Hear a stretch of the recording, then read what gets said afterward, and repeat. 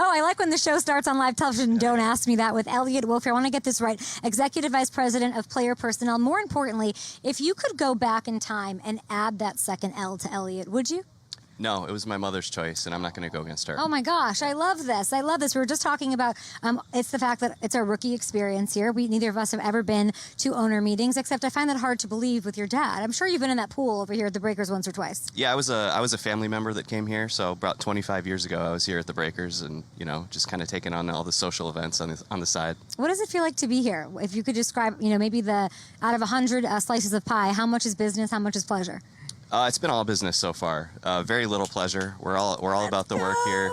I haven't even seen the pool yet, which is unfortunate, but we're here just kind of taking in all the meetings and trying to do what's best for the league. What a big swing offseason. League schmeek. Let's talk about the Patriots here. You got the 4th overall pick. You reel in Stefon Diggs on the same day that I asked Drake Maye while he was golfing. I said, "Are you recruiting players?" I asked him at the Super Bowl. What went into making that choice, and why do you think he'll be such a good fit?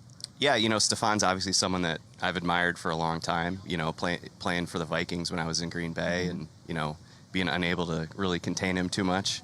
And then, against, when he was in Buffalo. So he became available. Some things came together. We met with him. It was a phenomenal dinner meeting with him. And then the next day at the facility. Where'd you guys go? We went to Davio's in Patriot Place. Davio's. A little shout out to Davio's. What was the order? What was his order? Do you remember?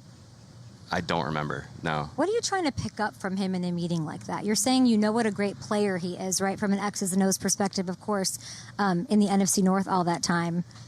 When you're having a dinner, what kind of questions, what kind of vibe, what are the questions you're asking yourself that you want answered when you're leaving a dinner like that? Yeah, it was pretty casual. There weren't any really specific questions. We got into what he was looking for, what we're looking for. It's really just about the fit and, really seeing the authenticity of the player. And he's a great guy, and he knows what he wants, and he's a competitor. So all those things, fit together for us to make it happen. He's a really intense player.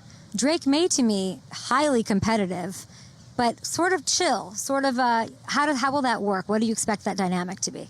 Yeah, Drake's maybe chill off the field. Like on the field, he's pretty locked in. So I think it's going to be a really good marriage.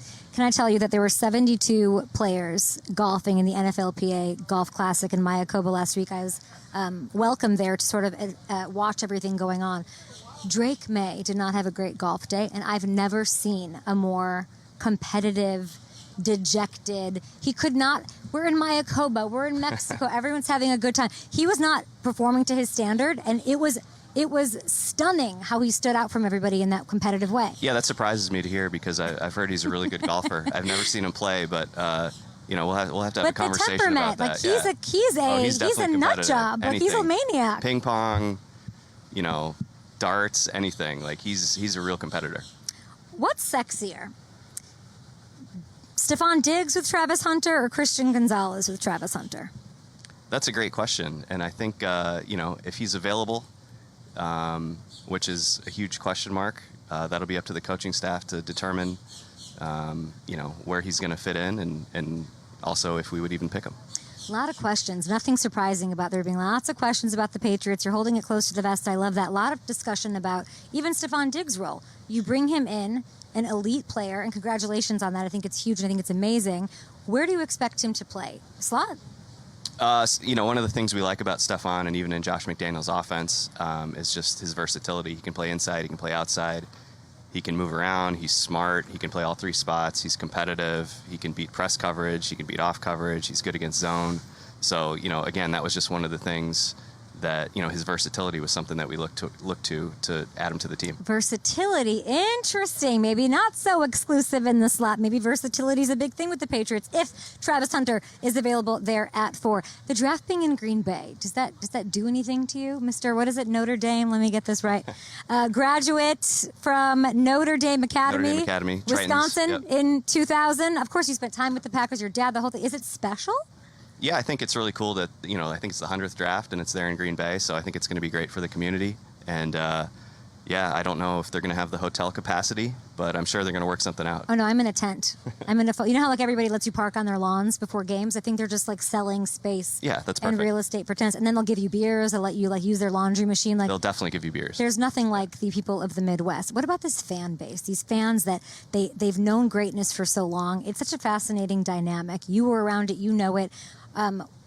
What do you want them to know as we sit here at the Breakers ahead of this next season? Yeah, I'm just really encouraged. I think Patriots fans are in store for some good things with Coach Vrabel and all the players that we've brought in, and we're definitely getting this thing in the right direction. Speaking of intense, Vrabel, what's the first thing he did when he got in that building? Back in that building, I should say. Yeah, I mean, it was really cool. He came over to the scouting area and was just watching film with us and meeting with the scouts and getting to know everyone. That's a really big thing, just culturally, that he's wanting to see what everyone's about and, working together to get this thing righted. I got to tell you, I really wanted y'all to have Ronnie Stanley.